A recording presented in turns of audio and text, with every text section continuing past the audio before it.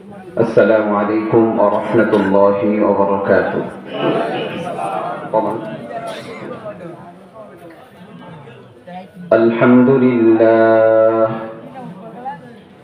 الحمد لله وكفى وسلام على عباده الذين اصطفى. أما بعد فأعوذ بالله من الشيطان الرجيم.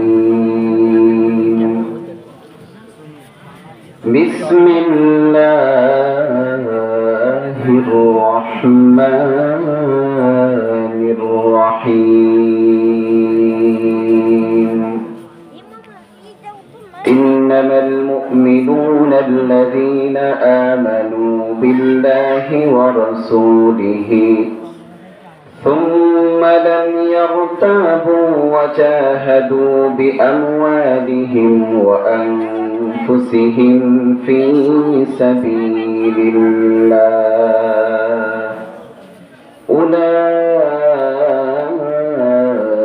أولئك هم الصادقون.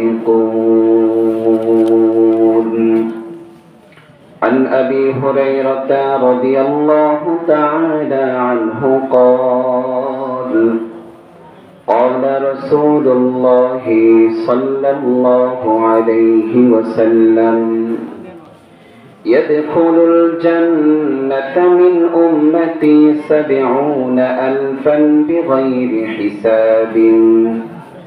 فقالوا من هم يا رسول الله؟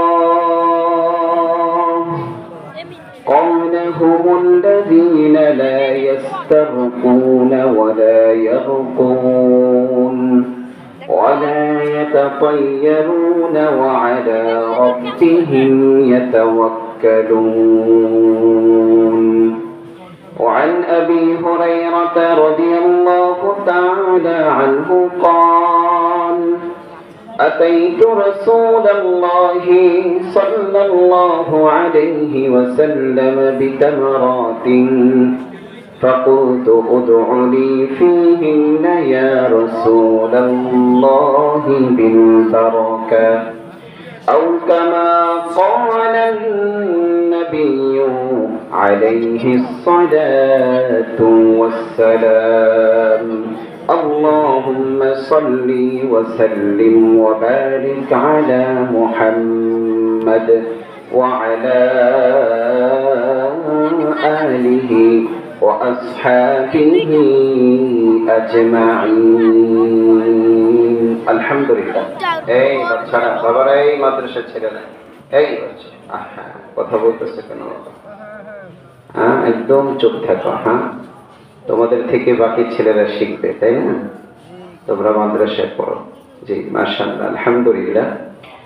ফতেপুর বাইলাট হাফিজিয়া মাদ্রাসা ও এতিমখানার হাফেজ ছাত্রদের পাগড়ি প্রদান ও উন্নতি কল্পে আয়োজিত বার্ষিক ইসলামী মহাসম্মেলনের সম্মানিত প্রধান অতিথি জনাব আলহাজ নজরুল ইসলাম আজাদ সাহেব, সম্মানিত সভাপতি, সহসভাপতি, উদ্বোধক, বিশেষ মেহমান ও বিশেষ অতিথিবৃন্দ, উপস্থিত আছেন হযরত উলামায়ে কেরাম, অত্র মাদ্রাসার সম্মানিত মুহতামিম, পরিচালক ও অন্যান্য শিক্ষক বৃন্দ। একটু কমান, একটু ক্লিন করে আওয়াজ কমান। উপস্থিত আছেন আজকের মাহফিলের অন্যান্য আলোচক বৃন্দ। এই মাত্র আমাদের সামনে আলোচনা করেছেন আবু সুফিয়ান ভাই, হযরত আল্লাহ হযরত মাওলানা আবু সুফিয়ান ভাই। তিনি অত্যন্ত চমৎকার আলোচনা করেছেন এবং অনেকটা সময় ধরে কষ্ট করে নবীর ঘর মাদ্রাসার জন্য আপনাদের কাছ থেকে টাকা কালেকশন করেছেন, খেদমত করেছেন। আল্লাহ পাক ভাইকে কবুল করেন, হায়াতে বরকত দান করেন। আপনারা যারা দিল খোলে, প্রাণ খোলে নবীর ঘর মাদ্রাসায় দান করেছেন, আল্লাহ পাক আপনাদের দানকেও কবুল করেন। আমিন। উপস্থিত মহিলা প্যান্ডেলে মা ও বোনেরা, বাড়ি ঘরে পর্দার অন্তরালে মা ও বোনেরা, নবীজি সাল্লাল্লাহু আলাইহি ওয়াসাল্লামের একটা হাদিস, নবীজি বলেন আমার জীবিত থাকাটাও তোমাদের জন্য কল্যাণকর, আমার মৃত্যু পরবর্তীকালীন সময়টাও তোমাদের জন্য কল্যাণকর। সাহাবায়ে কিরাম প্রশ্ন করলেন, ইয়া রাসূলুল্লাহ আপনি যতদিন জীবিত আছেন, আপনার জীবিত থাকাটা তো আমাদের জন্য কল্যাণকর, আমরা বুঝি। আপনি যতদিন আছেন কোনো বিপদ নেই, কোনো বালা মুসিবত হবে না, আযাব হবে না, গজব আসবে না। নবীজি আপনার ইন্তেকালের পরে আপনার ইন্তেকালটাও আমাদের জন্য রহমত কিভাবে? নবীজি বললেন, শোনো, আমার ইন্তেকালের পরে প্রতিদিন তোমাদের আমল আমার কবরে ফেরেশতারা পৌঁছাবে। আর এই উম্মতের আমল যখন নবীর কাছে পৌঁছানো হয়, নবী বলেন, আমি তোমাদের যে সকল ভালো আমল দেখব, ভালো আমল শুনে আমি খুশি হব, আর আল্লাহর কাছে তোমাদের মর্যাদা বৃদ্ধির জন্য দোয়া করব। আর যদি আমার কাছে তোমাদের কোনো মন্দ আমল, কোনো গুনাহের আমল যদি পৌঁছানো হয়, তাহলে আমি সেটা দেখে ইস্তাগফারুল্লাহ, আল্লাহ পাকের কাছে ক্ষমা চাবো, আর আমার মাগফিরাত ইস্তিগফারের কারণে আল্লাহ তোমার সেই মন্দ বা সেই গুনাহটাকে মাফ করে দিবেন। সুবহানাল্লাহ। সপ্তাহে 2 দিন নবীজির কাছে আমাদের আমলের রিপোর্ট পেশ করা হয়, আবার দৈনিক একবার আমলের রিপোর্ট পেশ করা হয়। নবীজি আমাদের ভালো আমল দেখে খুশি হন, আর আমাদের মন্দ আমল দেখলে আল্লাহ পাকের কাছে আমাদের সেই গুনাহ মাফের জন্য দোয়া করে। আর নবীজির দোয়া আল্লাহ পাকের কাছে সরাসরি কবুল হয়, এ ব্যাপারে আমাদের কোনো সন্দেহ নেই। কথা বলেন ঠিক কিনা? একটু পরিবেশ করে দিতে হবে, অল্প সময় কথা বলবো, বৃষ্টিও বোধহয় হচ্ছে হালকা। জি, এই জন্য অল্প সময়ে যতক্ষণ আল্লাহ পাক চাবেন ঠিক তত মিনিটই আমরা থাকবো। কিন্তু যে কয় মিনিট আছে প্লিজ একটু কথা বলেন না, আমি একটু হৃদয় থেকে ভালো কিছু কথা বলার চেষ্টা করব, যেগুলো আপনি শিখবেন। এসেছেন মাদ্রাসায়, দানও করেছেন, কিন্তু নিজেও তো কিছু নিয়ে যাওয়া দরকার। কথা বলেন ঠিক কিনা? মাদ্রাসায় তো দিলেন আপনারা, এই মাহফিল থেকে কমপক্ষে 2-4টা জিনিস শিখে সেগুলো নিজের জীবনে ধারণ করে নিজেও তো কিছুটা লাভবান হওয়া দরকার আছে, ঠিক না ভাইয়েরা আমার?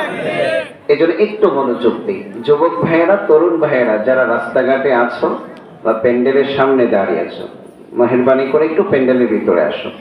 যুবক তরুণ ভাইয়েরা, মুরব্বী বাবারা, রাস্তাঘাটে যারা আছেন এখনো, অল্প সময় কথা হবে, আখেরি মোনাজাত হবে, এরপরে আপনাদের মেহমানদারিও আছে।